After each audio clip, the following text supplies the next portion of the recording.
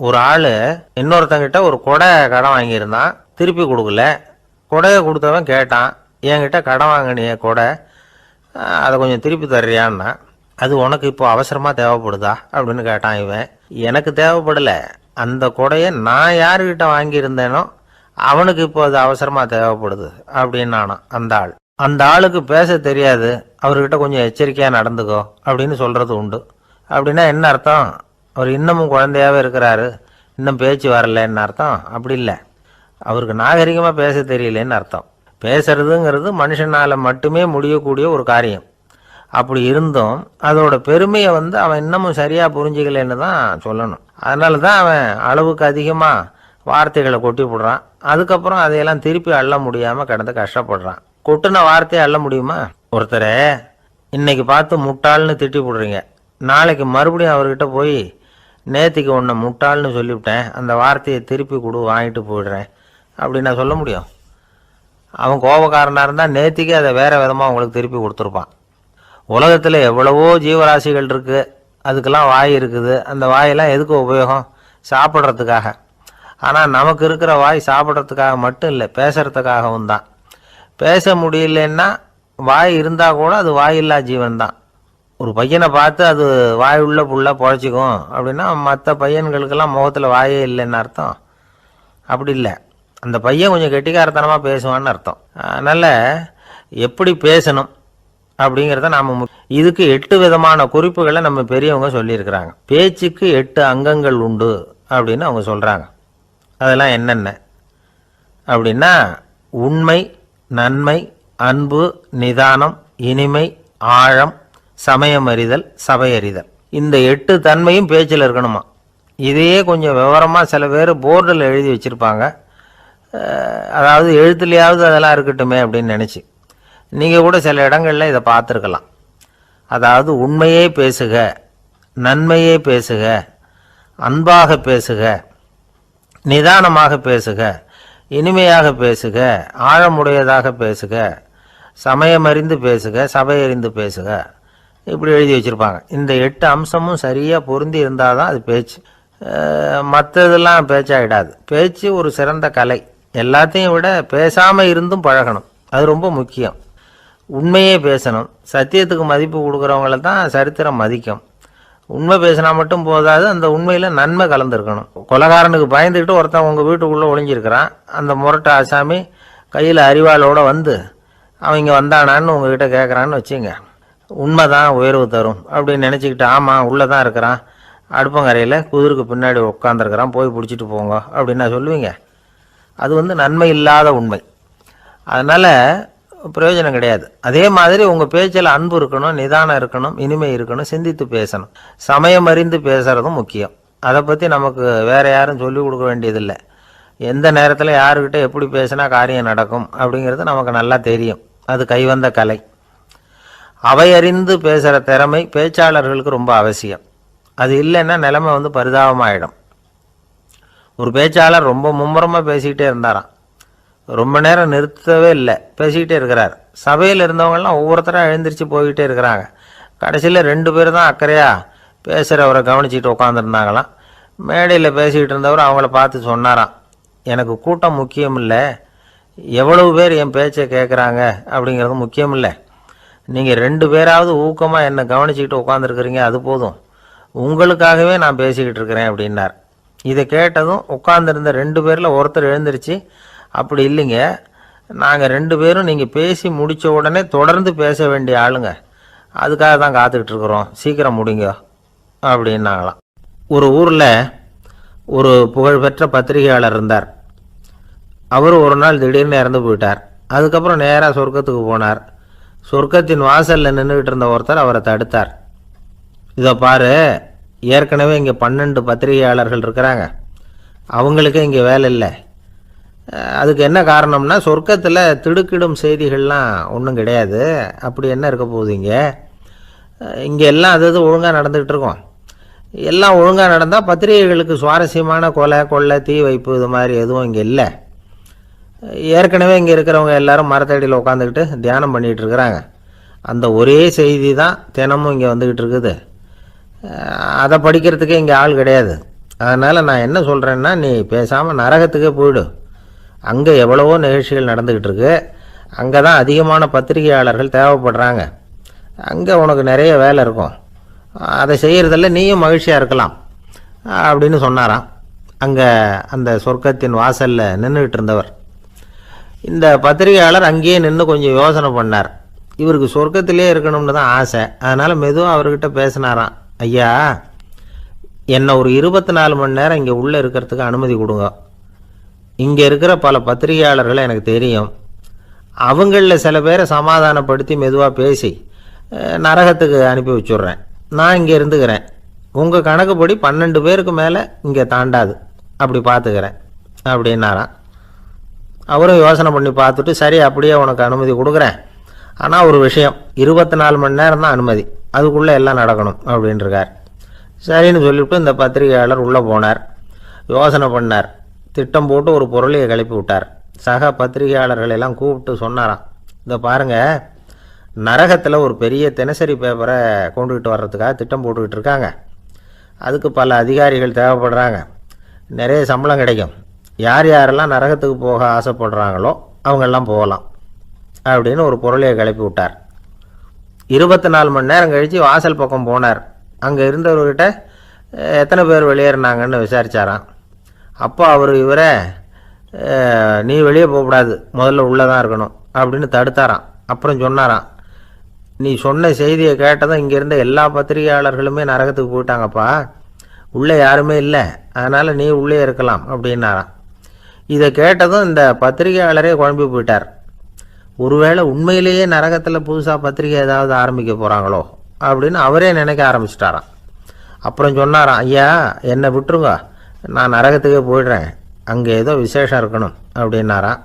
இல்லைன்னா இத்தனை பேரும் ஒட்டு மொத்தமாக அங்கே போகிறதுக்கு சான்ஸே இல்லை, என்னை தடுக்காதீங்கன்னு கெஞ்ச ஆரம்பிச்சிட்டாராம். மற்றவங்க நம்பணுங்கிறதுக்காக ஒரு பொருளையை கிளப்பி விட்டார். கடைசியில் தானே அந்த பொருளைக்கு ஆளாயிட்டார்.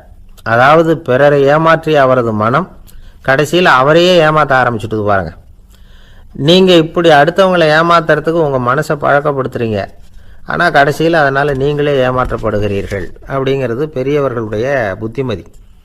அதனால் உங்கள் மனசுக்கிட்ட ரொம்ப எச்சரிக்கையாக இருங்கோ அப்படிங்கிறாங்க. நம்ம ஆளுங்க அங்கே போய்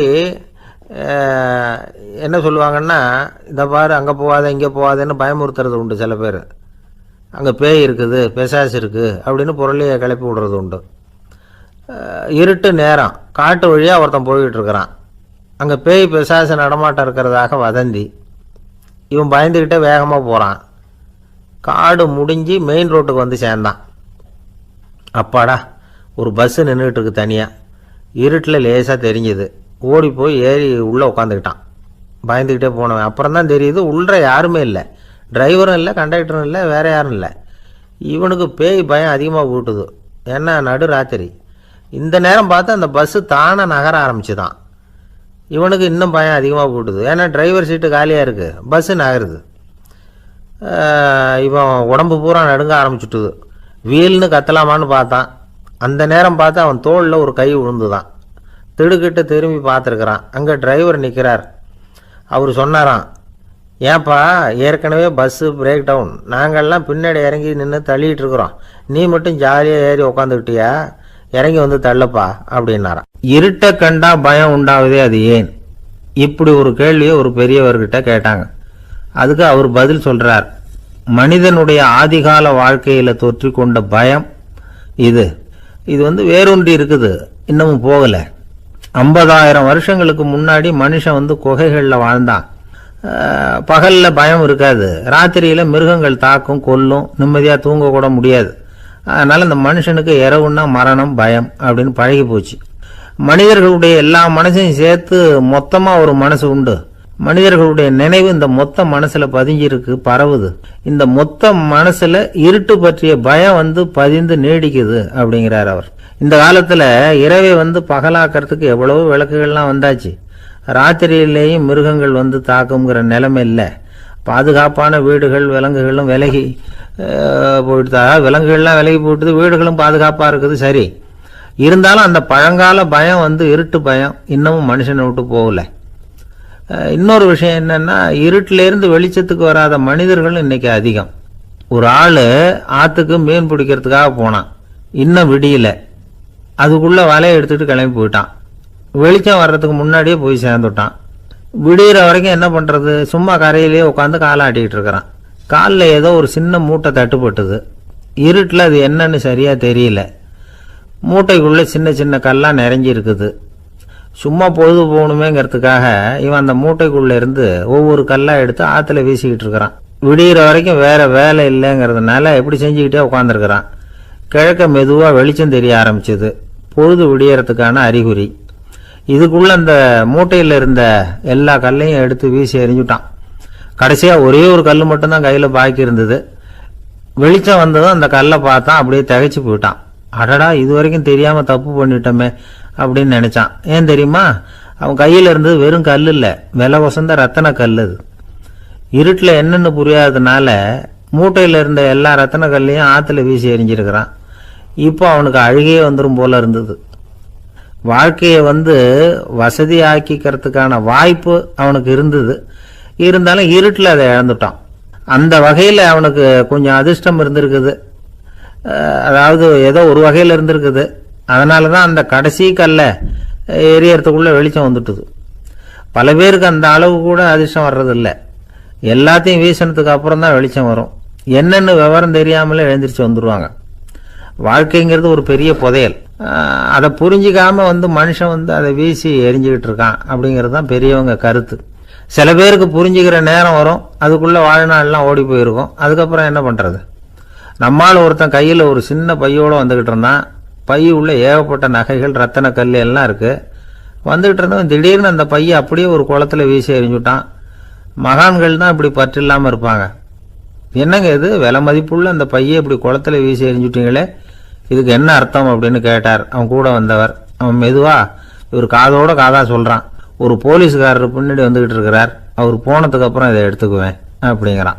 இந்த உலகத்தில் மனுஷன் எவ்வளவோ தவறுகள் செய்கிறான். அதுக்கெல்லாம் என்ன காரணம்?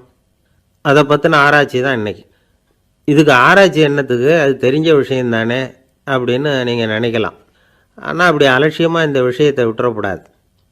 பொதுவாக எல்லோரும் நினைக்கலாம் எது சரி எது தவறு அப்படின்னு தெரியாததுனால தான் மனுஷன் தப்பு பண்ணுறான் அப்படின்னு. ஆனால் அப்படி சொல்லிட முடியாது. மனுஷன் தெரிஞ்சே தான் தவறுகள் பண்ணுறான். இப்போ உதாரணத்துக்கு ஒரு சாலையில் இடது பக்கம் போக வேண்டிய ஒருத்தர் நடுக்கோட்டை தாண்டி வலது பக்கமாக வண்டியை ஓட்டிகிட்டு போகிறாருன்னு வச்சுங்க. என்னப்பா இது தப்பு இல்லையா அப்படின்னு அவர்கிட்ட கேட்டால், அதெல்லாம் எனக்கு தெரியும், நீ உன் வேலையை பார்த்துட்டு போ அப்படிம்பார். வலது பக்கமாக போகிறது தப்புன்னு தெரிஞ்சே தான் அவர் அப்படி செய்கிறார், அப்படி போகிறார். பெரிய உத்தியோகத்தில் இருக்கிறவங்க கூட லஞ்சம் வாங்குறாங்க. அவங்களுக்கெல்லாம் லஞ்சம் வாங்குறது தப்புன்னு தெரியலன்னு அர்த்தம்? திருடுறது தப்புன்னு தெரியாமலாம் மனுஷன் திருடுறான்? நல்லாவே தெரியும். நீங்கள் வேணும்னா கேட்டு பாருங்கள், வேறு வழி இல்லை அதனால தான் திருடுறேன்பா. திருடுறது ஒரு புண்ணியமான காரியம்னு திருடனே கூட சொல்ல மாட்டான். திருடுறது தவறுங்கிறது திருடனுக்கு தெரியும் அப்படிங்கிறத விளக்கிறதுக்காக ஒரு பெரியவர் ஒரு கதை சொன்னார். அதாவது 2 திருடர்கள் 2 பேரும் சேர்ந்து ஒரு வீட்டுக்கு போய் ஒரு 10,000 ரூபாயை திருடிட்டு வந்துடுறாங்க. ஒரு காட்டு வழியாக வந்துக்கிட்டு இருக்கிறாங்க. இன்னும் விடியல. 2 பேருக்கும் தூக்கம் கண்ணை சுற்றுது. சரி, இப்படியே ஒரு மரத்தடியில் படுத்து தூங்குவோம், காலையில் விடிஞ்சதும் இந்த பணத்தை 2 பேரும் பங்கு போட்டுக்குவோம் அப்படின்னு முடிவு பண்ணுறாங்க. அதே மாதிரி படுத்து தூங்குறாங்க. நடு ராத்திரியில் ஒரு திருடன் முழிச்சிக்கிறான். விடிகிற வரைக்கும் காத்துக்கிட்டு இருந்தால் 5,000 ரூபா தான் கிடைக்கும், இப்போவே கம்பி நீட்டினா 10,000 ரூபா கிடைக்கும் அப்படின்னு யோசித்து பார்த்துட்டு ஒரு முடிவுக்கு வந்தான். மெதுவாக அந்த 10,000த்தையும் சுருட்டிக்கிட்டு அடுத்தவனுக்கு தெரியாமல் ஓடி போயிட்டான். விடியுது. அடுத்தவன் எழுந்திரிச்சு பார்க்குறான். பணத்தையும் காணலை, பாகஸ்தனையும் காணலை. இந்த திருடன் அந்த திருடனை திட்டுறான். திருட்டு பய, அயோக்கிய பய, இப்படி அநியாயமாக கிளப்பிட்டு போட்டானே அப்படிங்கிறான். இதுலேருந்து என்ன தெரியுது? தெரியாமல் எடுத்துக்கிட்டு போகிறது திருட்டு, அயோக்கியத்தனம், அநியாயம் அப்படிங்கிறது இவனுக்கு தெரிஞ்சிருக்குது. அதனால தான் அடுத்தவனை பார்த்து இப்படி திட்டுறான். அதனால் தெரியாததுனால மனுஷன் தவறு பண்ணுறான்னு சொல்கிறது சரியில்லை. அப்படின்னா மனுஷன் பண்ணுற தவறுகளுக்கு உண்மையான காரணம் தான் என்ன? இதே சந்தேகம் அர்ஜுனனுக்கும் வந்துதான். அதனால தான் அவன் பகவானை பார்த்து கேட்குறான். மனுஷன் தன் விருப்பத்துக்கு விரோதமாக ஏதோ ஒரு சக்தியினால் பலாத்காரமாக இழுக்கப்பட்டது மாதிரி பாவம் பண்ணுறானே, அந்த சக்தி என்ன அப்படின்னு கேட்குறான். இதுக்கு பகவான் பதில் சொல்கிறார். காமமும் குரோதமும் தான் அந்த சக்திகள், அதாவது ஆசையும் சினமும். இது 2ம் உன்னுடைய எதிரிகள் அப்படிங்கிறத புரிஞ்சுக்கோ அப்படிங்கிறார். இன்னமும் நுணுக்கமாக பார்த்தா காமத்தினுடைய மறு உருவங்கள் தான் குரோதமும் லோபமும். ஆசை நிறைவேறலைன்னா குரோதம், அதாவது கோபம். ஆசை நிறைவேறிட்டதுன்னா லோபம், அதாவது பேராசை. ஒரு ஊரில் ஒரு ஆள் இருந்தான், தையல் கடை வச்சுருந்தான். அவங்ககிட்ட ஒருத்தன் ஒரு சட்டை துணி எடுத்து கொடுத்து தைக்க சொல்லியிருந்தான். வர்ற சனிக்கிழமை வா, வந்து வாங்கிட்டு போ அப்படின்னு அவன் சொல்லியிருந்தான். அதே மாதிரி இவன் வந்தான். அவன் தச்சு வச்சிருந்த சட்டையை கொடுத்தான். இவன் வாங்கி அங்கேயே போட்டு பார்த்தான். கை நீளம் ஒன்றுக்கு ஒன்று வித்தியாசமாக இருந்தது. வலது கை இடது பக்கத்தை விட நீளம் குறைச்சலாக இருந்தது. அவன் முணுமுணுக்க ஆரம்பிச்சுட்டான், என்ன இது இப்படி தைச்சுட்டியேன்னு. இதுக்கு அவன் சொன்னான், ஐயையோ இதுக்காகவா சங்கடப்படுறீங்க, வலது கையை மட்டும் கொஞ்சம் உள்ளே இழுத்தாப்புல வச்சுக்கிட்டீங்கன்னா சரியாக போகுது. மற்றபடி அந்த சட்டையில் உள்ள கலை அம்சத்தை கவனிங்க, எவ்வளோ அற்புதமாக தைச்சிருக்கேன் பாருங்கள். ஒரு சின்ன குறைய இப்படிலாம் பொருட்படுத்த வேண்டியதில்லை. நான் சொன்னது மாதிரி கையை கொஞ்சம் உள்ளே இழுத்தது மாதிரி வச்சுக்கிட்டு நடந்து போங்க, ஜோராக இருக்கும் அப்படின்னா. அவனும் யோசிச்சு பார்த்தான். சரியான யோசனையாக தான் தோணுச்சு. கொஞ்சம் முயற்சி பண்ணி வலது கையை கொஞ்சம் உள்ளே இழுத்து சட்டை சரியாக இருக்கிறது மாதிரி பண்ணிக்கிட்டான். இப்போ மறுபடியும் ஒரு பிரச்சனை. வலது கையை உள்ளே இழுத்த மாதிரி அப்படியே வச்சுக்கிட்டதும் முதுகு பக்கம் கொஞ்சம் துணி தளர்த்தியாக தொங்குறது மாதிரி தெரிஞ்சுது. என்ன இது, முதுகு பக்கம் துணி குவிஞ்சுட்டுதே, தொங்குதே அப்படின்னா மறுபடியும், அடடா இதுக்காகவா கவலைப்படுறீங்க, உடம்ப அதுக்கு தகுந்த மாதிரி கொஞ்சம் வளைச்சிக்கிட்டா சரியாக போடுது. இதுக்காக அந்த அழகான தையலை பிரித்து அதில் உள்ள கலை அம்சத்தை கெடுக்கிறதுக்கு என் மனசு இடம் தரல. எவ்வளவுக்கு தளர்த்தியாக இருக்கோ அவ்வளவுக்கு கொஞ்சம் உடம்ப வளைச்சி அப்படி குனிஞ்சது மாதிரி போங்க போதும் அப்படின்னா. அதுவும் நல்ல யோசனையாக தான் பட்டுது இவனுக்கு. சரின்னு சொல்லிவிட்டு புறப்பட்டான். மெதுவாக நடந்து போகிறான். இப்போ எதிரில் இன்னொருத்தன் வரான். இவனை பார்க்குறான். இவன் போட்டிருக்கிற சட்டையை பார்க்குறான். ஆஹா அற்புதம்ங்கிறான். சும்மா சொல்லக்கூடாது, ரொம்ப நல்லா இருக்குது நிச்சயமாக. இது இந்த ஊர் மேலே தெருவில் இருக்கிற ஒருத்தன் இருக்கானே, அவன் தைச்சதாக தான் இருக்கணும் அப்படின்னா. இதை கேட்டதும் அவனுக்கு ஆச்சரியம். எப்படி அவ்வளவு கரெக்டாக கண்டுபிடிச்சிங்க அப்படின்னு கேட்டிருக்கான். இதுக்கு அந்த வழிபோக்கன்னு சொன்னானா, அவன் ரொம்ப கெட்டிக்காரன். உங்களை மாதிரி உடம்பும் கையும் வளைஞ்சு போன ஒரு ஆசாமிக்கு அவனை தவிர வேற யாராலேயும் இவ்வளவு பொருத்தமான ஒரு சட்டையை தைக்க முடியாது அப்படின்னானா. பாருங்க, அவனுக்காக இவன் அனுசரிக்க போய் இவனோட நிலைமை எப்படி ஆயிடுது பாருங்க. இதே மாதிரி தான் சில சடங்குகளும் சம்பிரதாயங்களும் நம்மளை கோமாளி ஆக்கி விட்டுரும். ஒரு நர்ஸ் அவசரமாக ஓடி டாக்டர்கிட்ட சொல்லிச்சான், டாக்டர் ஒரு தப்பு நடந்து போச்சு, 10ஆம் நம்பர் பெட்டில் இருக்கிற பேஷண்ட்டுக்கு காலில் ஆப்ரேஷன் பண்ணுறதுக்கு பதிலாக கையில் ஆப்ரேஷன் பண்ணி விட்டீங்க. அதுக்கு ஒரு பதட்டப்படாமல் சொன்னாராம், பரவாயில்ல இவரை தூக்கி 7ஆம் நம்பர் பெட்டில் போட்டுரு அப்படின்னாராம். தான் மட்டும் வாழ்ந்தா போதும் அப்படின்னு நினைக்கிறவங்களும் உண்டு.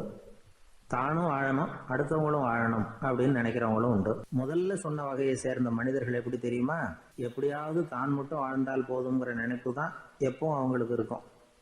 தங்களுடைய வளர்ச்சிக்கு எது தடையா இருந்தாலும் சரி, யார் தடையா இருந்தாலும் சரி, அதை அழிச்சுட்டு தான் மறுவேலை பார்ப்பாங்க.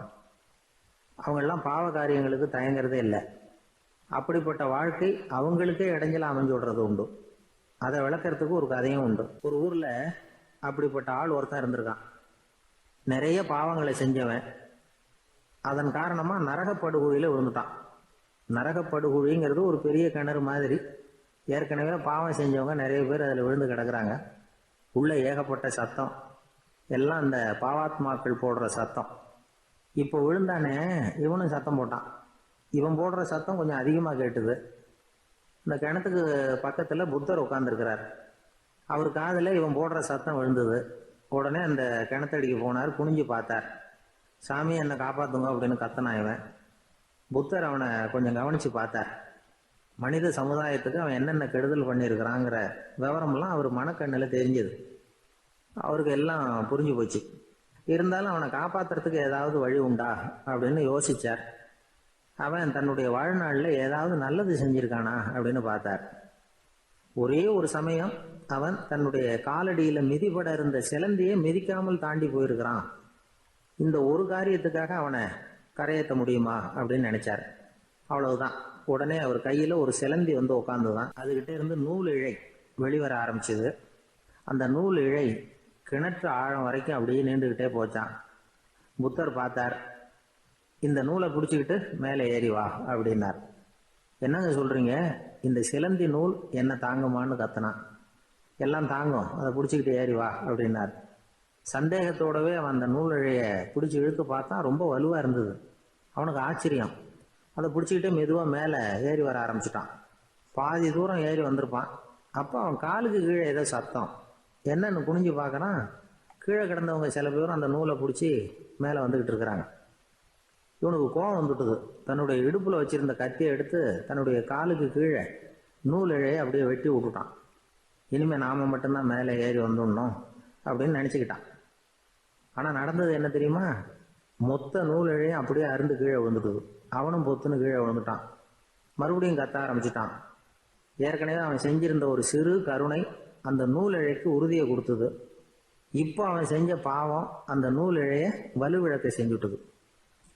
அடுத்தவங்களும் வாழணுங்கிற எண்ணம் அவனுக்கு இருந்திருந்தா இப்போ அவனும் கரையேறி வந்திருப்பான், மற்றவங்களும் சௌக்கியமாக வந்து சேர்ந்துருப்பாங்க. அதனால் நாமும் வாழணும், அடுத்தவங்களும் வாழணும் அப்படின்னு நினைக்கிறவன் வாழ்க்கையில் சீக்கிரம் முன்னுக்கு வந்துடுவான். ஒருத்தன் ஒரு டாக்டர்கிட்ட போனான், மருந்து வாங்கினான். வாங்கி கொண்டாந்து பேசாமல் வச்சுட்டான், சாப்பிடல. அப்புறம் எதுக்காகப்பா போய் அவர்கிட்ட மருந்து வாங்கினேன் அப்படின்னு கேட்டாங்க. டாக்டர் வாழணும் இல்லையா, அதனால தான் அப்படின்னா. அவர் கொடுத்த மருந்தை நீ ஏன் சாப்பிடல அப்புறம் அப்படின்னு கேட்டாங்க. நான் வாழணும் இல்லையா, அதுக்காக தான் அப்படின்னா. ஒரு ஊரில் ஒரு ஆள் இருந்தான். அவன் ஒரு நாள் கோயிலுக்கு போனான். கடவுள்கிட்ட வேண்டிக்கிட்டான், எனக்கு ஒரு 1,00,000 ரூபா நீ கொடுத்தா நான் உன் சன்னதியில் ஒரு தேங்காய் உடைக்கிறேன் அப்படின்னு வேண்டிக்கிட்டான். கடவுள் பார்த்தார். உடனே அவன் கண் முன்னாடி தோன்றினார். இந்தா நீ கேட்ட 1,00,000 ரூபாய் அப்படின்னு சொல்லி அவன் கையில் பணத்தை கொடுத்துட்டு மறைஞ்சிட்டார். இவனால் நம்பவே முடியல. இவ்வளவு சுலபமாக கிடைக்கும்னு தெரிஞ்சிருந்தா அனாவசியமாக ஒரு தேங்காய் உடைக்கிறேன்னு வேண்டியிருக்க வேண்டியது இல்லையே அப்படின்னு நினச்சான். இருந்தாலும் வேண்டுதலை நிறைவேற்ற வேண்டியது கடமை. அதுக்காக என்ன பண்ணால், பக்கத்தில் ஒரு கடைக்கு போனான். ஒரு தேங்காயை கையில் எடுத்தான். இது என்ன விலைன்னு கேட்டான். 5 ரூபான்னார் கடையில் இருந்தவர். அதிகமாக இருக்குதே விலைன்னா. அப்படின்னா ஒன்று செய்யுங்க, அடுத்த ஊருக்கு போங்க, அங்கே தென்னந்தோப்பு அதிகம், அதனால் அங்கே இதை விட குறைஞ்ச விலைக்கு கிடைக்கும் அப்படின்னார். சரின்னு அடுத்த ஊருக்கு கிளம்புனான். அங்கே போய் விசாரித்தான். ஒரு தேங்காய் 3 ரூபாய் விலைன்னாங்க. இதுவும் அதிகமாக தெரியுதுன்னா. அப்படின்னா ஒன்று செய்ய, அதோ அந்த ஆற்று ஓரமாக ஒரு தென்னை மரம் இருக்குது பார், அதில் நீயே ஏறி பறிச்சுக்கோ, ஒரு தேங்காய்க்கு 1 ரூபா கொடுத்தா போதும் அப்படின்னார் அந்த தோப்புக்கு சொந்தக்காரரு. இவனுக்கு மரம் ஏற தெரியாது, இருந்தாலும் ஆசை யாரை விட்டுது, விலை சல்லிசாக இருக்குதே. ஆற்று ஓரம் போனால் தட்டு தடுமாறி அந்த மரத்தில் ஏறினா. அந்த தென்னை மரம் வளைஞ்சி ஆற்று பக்கம் போய் அப்புறம் நிமிர்ந்து இருந்தது. அதாவது மரத்தின் உச்சி சரியாக ஆற்றுக்கு நடுவில் இருந்தது. ஆற்றுல வெள்ளம் கரபுரண்டு ஓடிக்கிட்டு இருக்கு. இவன் கடவுள் கொடுத்த 1,00,000 ரூபாயை மடியில் வச்சு இறுக்கி கட்டிக்கிட்டான். உச்சிக்கு போய் காய் பறிக்கிற சமயத்தில் காற்றும் மழையும் பலமாக கலந்து அடிக்க ஆரம்பிச்சுட்டுது. கால் வழுக்கி விட்டுட்டுது. இவன் சடார்னு ஒரு தென்னை மட்டையை பிடிச்சிக்கிட்டு தொங்க ஆரம்பிச்சிட்டான். கீழே பயங்கரமான வெள்ளம், மடியில் 1,00,000 ரூபா பணம், என்ன செய்கிறதுன்னு தவிக்கிறான். இந்த சமயம் கரையில் ஒரு யானை பாகன் யானையை குளிப்பாட்டிக்கிட்டு இருக்கிறான். அது அவன் கண்ணில் பட்டது. ஐயா ஒரு உதவின்னு கத்துனான். அவன் என்ன செய்யணும்னு கேட்டான். உன் யானையை மெதுவாக இங்கே அழைச்சிட்டு வா, எனக்கு நேராக கீழே நிறுத்து, என் காலை பிடிச்சி மெதுவாக கீழே இறக்கி விட்டுரு, என் மடியில் இருக்கிற பணத்தில் உனக்கு 10,000 ரூபா தரேன் அப்படின்னா. அவன் பார்த்தான். காலை கையை பிடிச்சா கூட எவனும் இந்த காலத்தில் 10 ரூபாய்க்கு மேலே தரமாட்டேங்கிறான், இவன் காலை பிடிச்சா 10,000 தர்றேங்கிறான் அப்படின்னு யோசனை பண்ணான். உடனே யானையை கொண்டுட்டு போனான். அவனுக்கு நேராக கீழே நிறுத்தினான். அவன் காலை பிடிச்சான். அவ்வளவுதான். அந்த நேரம் பார்த்து யானை மெதுவாக நடந்து அப்பால் போட்டுது. இப்போ யானை பாகன் அவன் காலை கெட்டியாக பிடிச்சிக்கிட்டு தொங்குறான். பரிதாபமாக மேலே பார்க்குறான். அவன் மட்டையை பிடிச்சிக்கிட்டு தொங்குறான். இப்போ யானை பாகன் சொல்கிறான், தம்பி மட்டையை விட்டுறாத, கெட்டியாக பிடிச்சிக்கோ, நான் உனக்கு 10,000 ரூபா தரேன், இதோ மடியில் தான் வச்சுருக்கேன்னா. மேலே தொங்குறவனுக்கு இந்த நிலைமையிலேயும் ஒரு சந்தோஷம், மேற்கொண்டு ஒரு 10,000 ரூபா நமக்கு கிடைக்கும் போல இருக்கே அப்படின்னு. இந்த சமயத்தில் ஒருத்தன் ஒட்டகத்தை ஓட்டிகிட்டு வந்தான் அந்த பக்கமாக குளிப்பாட்டுறதுக்கு. யானை பாகம் பார்த்துட்டான். ஐயா ஒட்டகக்காரரே, அதை இங்கே கொண்டுட்டு வா, எங்கள் காலை பிடிச்சி பத்திரமா இறக்கி விடு, நாங்கள் பணம் கொடுக்குறோம்னா. அவனும் பணத்துக்கு ஆசைப்பட்டு வந்தான். அவன் காலை பிடிக்கிற சமயம் ஒட்டகமும் நழுவி போட்டுது. இப்போ 3 பேருமே வரிசையாக தொங்குறாங்க. ஒட்டகக்காரன் கத்துறான், தம்பி மட்டையை விட்டுறாத, கெட்டியாக பிடிச்சிக்கோ, நான் என் மடியில் இருக்கிற 5,000 உனக்கு தந்துடுறேன்னா. மேலே தொங்குறவனுக்கு இன்னமும் சந்தோஷம், இவனும் பணம் தர்றேங்கிறான் அப்படின்னா இன்றைக்கி நமக்கு மொத்த பண வரவு எவ்வளவு அப்படின்னு ஒவ்வொன்றா கூட்டி பார்க்க ஆரம்பித்தான். மனக்கணக்கு சரியாக வரல. அதனால் அப்படியே விரலை விட்டு எண்ண ஆரம்பித்தான். அவ்வளவுதான், மட்டையை விட்டுட்டு கை நழுவி வந்துட்டுது. 3 பேரும் பொத்துன்னு ஆற்றுல விழுந்தாங்க. படாத பாடுபட்டு தட்டு தடுமாறி கரைக்கு வந்து சேர்ந்தாங்க. 3 பேர் மடியில் இருந்த பணமும் ஆற்றோட போட்டுது. பேராசை பெருநஷ்டம் அப்படின்னு ஒரு பழமொழி இருக்குல்ல, அதை விளக்கறதுக்காக சொல்லப்பட்ட கதை இது. அசோக மன்னர் வந்துகிட்டு இருக்கார். அவருடைய ஆலோசகர்கள் எல்லாம் பக்கத்துல வந்துகிட்டு இருக்கிறாங்க. அந்த சமயத்துல எதிரில் ஒரு புத்த பிக்ஷு வர்றார். அசோகர் பாக்குறார். ஓடி போய் அவர் காலில் விழுந்து வணங்குறார். அசோக மன்னரின் தலை அந்த புத்த துறவியின் பாதத்துல பட்டுக்கிட்டு இருக்கு. பக்கத்துல நின்றுகிட்டு இருந்த அமைச்சருக்கு இது ரொம்ப சங்கடமா போச்சு. ரொம்ப வருத்தப்பட்டார். நம்ம அசோக சக்கரவர்த்தி எப்பேற்பட்டவர், அவரோட தலை ஒரு சன்னியாசியின் பாதத்துல படுறதா அப்படின்னு நினைச்சு ரொம்ப கவலைப்பட்டார். ஒரு நாள் அமைச்சரை கூப்பிட்டார். எனக்கு 3 தலைகள் வேணும் அப்படின்னார். சொல்லுங்க, கொண்டுகிட்டு வரேன் அப்படின்னார் அமைச்சர். அசோகர் சொன்னார், முதல்ல எனக்கு தேவையானது ஒரு ஆட்டின் தலை, 2வது ஒரு புலியின் தலை, 3வது ஒரு மனிதனின் தலை. இதுதான் அசோகர் கேட்டது. எங்க இருந்தாலும் கொண்டு வாங்கன்னார். அமைச்சர் புறப்பட்டார். ஆட்டுத்தலை புலித்தலை கிடைச்சிட்டுது. அப்புறமா ஒரு சுடுகாட்டுக்கு போய் ஒரு மனித தலையும் சேகரம் பண்ணிட்டு ராஜா கிட்ட வந்துட்டார். அரசே, உங்கள் ஆணைப்படி 3 தலைகளையும் கொண்டு வந்திருக்கிறேன்னார். அசோகர் பார்த்தார். ரொம்ப நல்லது. அமைச்சர் அதுகளை எடுத்துக்கிட்டு சந்தைக்கு போனார். முதல்ல ஆட்டுத்தலை நல்ல விலைக்கு விற்று போச்சு. நல்ல விலை கொடுத்து வாங்கிட்டு போட்டாங்க. அடுத்தபடியா புலி தலையை ஒருத்தர் வாங்கிட்டார். அதை பாடம் பண்ணி வீட்டில் மாட்டி வைக்கலாமே அப்படின்னு நினைச்சு அதையும் வாங்கிட்டு போட்டார். மனித தலையை மட்டும் வாங்குறதுக்கு யாரும் முன் வரல. எல்லாரும் அதை பார்த்துட்டு விலைக்கு போக ஆரம்பிச்சாங்க. அமைச்சர் திரும்பி வந்தார். அரசே, இந்த தலையை மட்டும் யாரும் வாங்க மாட்டேங்கிறாங்க அப்படின்னார். சரி, பரவாயில்ல, இதை இலவசமாவே எனாமாவே யாருக்கிட்டையாவது கொடுத்துட்டு வந்துருங்க அப்படின்னார். அமைச்சர் மறுபடியும் சந்தைக்கு போனார். இதை இலவசமா தரேன், இதை வாங்கிக்கோங்க அப்படின்னார். அப்பவும் அதை யாரும் வாங்கிக்கிறதுக்கு தயாரா இல்லை. மறுபடியும் திரும்பி வந்து மன்னர்கிட்ட விவரத்தை சொன்னார். இப்போ மன்னர் சொல்றார், அமைச்சரே, உயிர் இருக்கிற வரைக்கும் தான் இந்த தலைக்கு மதிப்பு. ஜீவன் போனதுக்கு அப்புறம் அதோட மதிப்பும் போயிடுது. அதனால மதிப்பு இருக்கும் பொழுதே பெரியவர்கள் பாதம் பணிந்து அந்த புனிதத்தை பெற்றுக்கொள்ளணும் அப்படின்னார். பணிவுங்கிறது வேற, அடிமைத்தனம்ங்கிறது வேற. பெரியவர்களை பணிவது நமக்கு பெருமை தரக்கூடிய விஷயம். இதை மனசுல வச்சுக்கிட்டு எப்போ காலில் விழணும், எப்போ காலில் விழக்கூடாது அப்படிங்கிறத முடிவு பண்ணிக்கணும். அவர் ஒரு குரு. அவர் தொடர்ந்து தியான கூட்டங்கள் நடத்துவார். அந்த கூட்டத்தில் கலந்துக்கிறதுக்காக பல ஊர்கள்லேருந்து சீடர்கள் நிறைய பேர் வருவாங்க போவாங்க. ஒரு நாள் அங்கே கூட்டம் நடந்துக்கிட்டு இருக்குது. அந்த சமயத்தில் சீடர்களில் ஒருத்தன் என்னத்தையும் திருடி விட்டான். மற்ற சீடர்கள் அதை கவனிச்சுட்டாங்க. இவன் ஆப்பிட்டுக்கிட்டான். கூட்டம் முடிஞ்ச பிற்பாடு இவன் திருடின விஷயத்தை அந்த பெரியவர்கிட்ட போய் சொன்னாங்களாம். அவர் கவனத்துக்கு கொண்டுகிட்டு போனாங்க. ஆனால் அவர் இதை காதிலே போட்டுக்கல, கண்டுக்கவே இல்லை. போய் சொன்ன சீடர்களுக்கெல்லாம் ஏமாத்தமாக போயிட்டுது. என்னது, இவ்வளவு தூரம் நாம் கண்டுபிடிச்சி போய் சொல்கிறோம், அவர் கண்டுக்கவே மாட்டேங்கிறாரே அப்படின்னு ஒரு மாதிரி ஆயிட்டாங்க. இருந்தாலும் அதை பற்றி ஒன்றுமே சொல்லிக்கல, பேசாமல் இருந்துட்டாங்க. கொஞ்ச நாள் ஆச்சு. அதே ஆள் மறுபடியும் ஒரு திருட்டில் மாட்டிக்கிட்டான். சீடர்கள் மறுபடியும் அந்த குரு கிட்ட விஷயத்த சொன்னாங்க. அவர் அப்பவும் வழக்கம் போல் சும்மாவே இருந்துட்டார். இவர் இப்படி இருக்கிறத பார்த்ததும் அந்த சீடர்களுக்கு கோபம் வந்துட்டுது. உடனே அந்த சீடர்கள்லாம் ஒன்று கூடி பேசினாங்களாம். எல்லார்கிட்ட கொண்டுகிட்டு போய் கொடுத்தாங்க. அந்த விண்ணப்பத்தில் இவங்க என்ன எழுதியிருக்கிறாங்க தெரியுமா? குருநாதர் அவர்களே, உடனே திருடனவன் மீது சட்ட நடவடிக்கை எடுக்கணும். நீங்கள் அப்படி அவனை இங்கே சேர்க்கக்கூடாது. நீங்கள் சேர்த்திங்கன்னா நாங்கள் இங்கே இருக்கிறத பற்றி யோசிக்க ஆரம்பிச்சிருவோம். அவனை இந்த மடத்தை விட்டே துரத்தி பண்ணணும். நீங்கள் அவனை வெளியில் அனுப்புங்க, இல்லைன்னா நாங்கள் அத்தனை பேரும் வெளியில் போயிடுறோம். இப்படி தான் அந்த விண்ணப்பத்தில் எழுதியிருக்கிறாங்க. குரு அந்த விண்ணப்பத்தை வாங்கி படித்து பார்த்தார். அதுக்கப்புறம் அதை எழுதின அத்தனை பேரையும் கூப்பிட்டாரு. எல்லாரும் இப்படி வாங்கன்னாரு. வந்தாங்க. இப்படி என் எதிரில் உட்காருங்கன்னார். உட்காந்தாங்க. அப்புறம் சொன்னார், இதை பாருப்பா, நீங்கள் எல்லாரும் புத்திசாலிகள். உங்களுக்கு எது நல்லது எது கெட்டதுங்கிறது நல்லா தெரியும். நீங்கள் மேற்கொண்டு ஏதாவது படிக்கணும்னு நினச்சா வேறு எங்கே வேணும்னாலும் போகலாம். அதுக்கு நான் தடை சொல்ல மாட்டேன். ஆனால் உங்களால் குற்றம் சாட்டப்பட்ட அவன் இருக்கானே, அவன் எப்படின்னா அவனுக்கு எது நல்லது எது கெட்டதுங்கிறதெல்லாம் தெரியாது. அதனால தான் திருடுறான். நீங்கள் சொல்கிறது மாதிரி அவனை அடித்து துரத்தி விடுறோம்னு வச்சுக்கோங்க, அவனுக்கு எப்படி நல்லது கெட்டது தெரியும்? அவனுக்கு அதை யார் சொல்லி கொடுக்கறது? அதனால் இங்கேயே இருக்கட்டும், அதுதான் சரி. இதுக்காக நீங்கள் எல்லாரும் என்னை விட்டுட்டு போனாலும் சரி, அவனை நான் விரட்ட மாட்டேன். அப்படின்னு விட்டாராம். இவ்வளவையும் திருடன் அந்த சீடன் கேட்டுக்கிட்டே இருந்திருக்கான். அவன் கண்களில் கண்ணீர். அப்படியே எழுந்திரிச்சு வந்தான். குரு காலில் விழுந்தான். அவன் கண்ணீரில் அவனது தீமை கழுவப்பட்டது அப்படிம்பாங்க. அதாவது சீடர்களுக்கு அந்த குருவோட பெருமை அப்போ தான் புரிஞ்சுதான். ஒரு நல்ல ஆசிரியர் இருக்காருன்னு வச்சுங்க, நல்லா படிக்கிற பையனுக்கு தான் பாடம் சொல்லி கொடுப்பேன்னா அது என்ன பெரிய விஷயமா? மோசமாக படிக்கிறவனையும் நாட்டில் நல்லவங்க ஒருத்தர் 2 பேர் இருக்கிறதுனால தாங்க மழையே பெய்யுது அப்படின்னு சொல்கிறது உண்டு.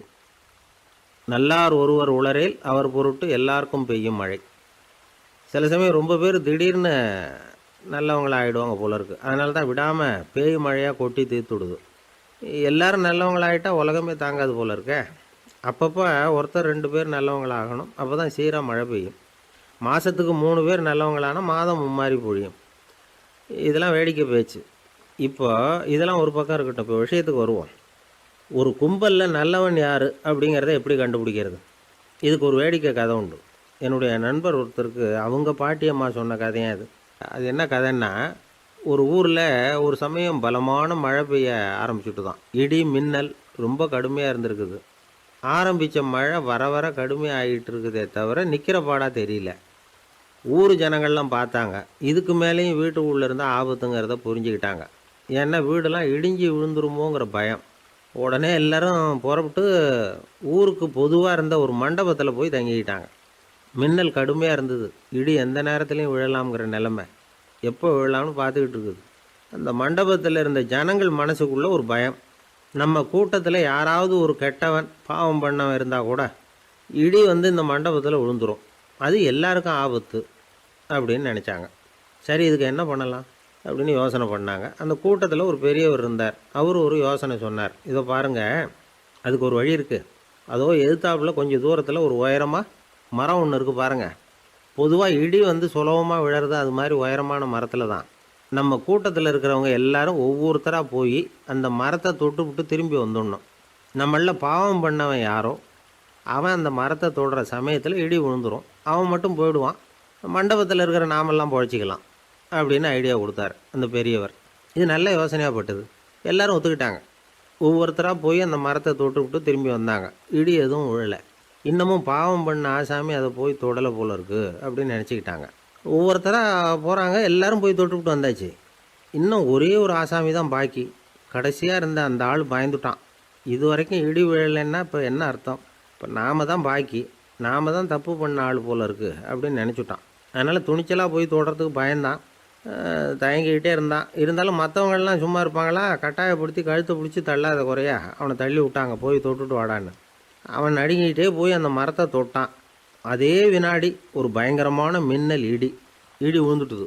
எங்கே விழுந்தது தெரியுமா? அந்த ஆள் மேலே இல்லை, மண்டபத்தில் விழுந்தது. மண்டபத்தில் இருந்தவங்க பூரா காலி. அந்த ஒரு ஆள் மட்டும் புழைச்சிக்கிட்டான். இந்த ஒரு ஆளை காப்பாற்றுறதுக்காக தான் இடி வந்து மண்டபத்தில் விழாமல் இருந்திருக்குது. இதுதான் கதை. அதனால் நல்லவங்க எப்படியும் தப்பிச்சுக்குவாங்க அப்படிங்கிறது ஒரு நீதி. ஒருத்தன் அப்படி தான் தெருவில் நடந்து போய்கிட்டு இருந்தான். ரொம்ப நல்லவன். எதிரில் ஒருத்தன் சைக்கிளில் வந்துக்கிட்டு இருந்தான். அதில் மோதி இவன் கீழே விழுந்துட்டான். சைக்கிள்காரன் உடனே இறங்கி இவனை தூக்கி விட்டான். இவன் எழுந்திரிச்சு அவனை முறைச்சி பார்த்தான். அப்படி பார்க்காதீங்க சார், நீங்கள் ரொம்ப புண்ணியம் பண்ணியிருக்கீங்க, அதுதான் இப்போ வந்து சைக்கிளில் மோதிக்கிட்டீங்க அப்படின்றான். என்ன அப்படி சொல்கிறேன்னு நான் இவன் 10 நிமிஷத்துக்கு முன்னாடி நான் லாரி ஓட்டிகிட்டு வந்தேன். அப்போ நீங்கள் எதிரில் வந்திருந்தீங்கன்னா என்ன ஆயிருக்கும் அப்படின்னானா அவன். ஒரு பெரிய தத்துவ சிந்தனையாளர் இருந்தார். சுவாங் ட்சு அப்படின்னு பேர். அவர்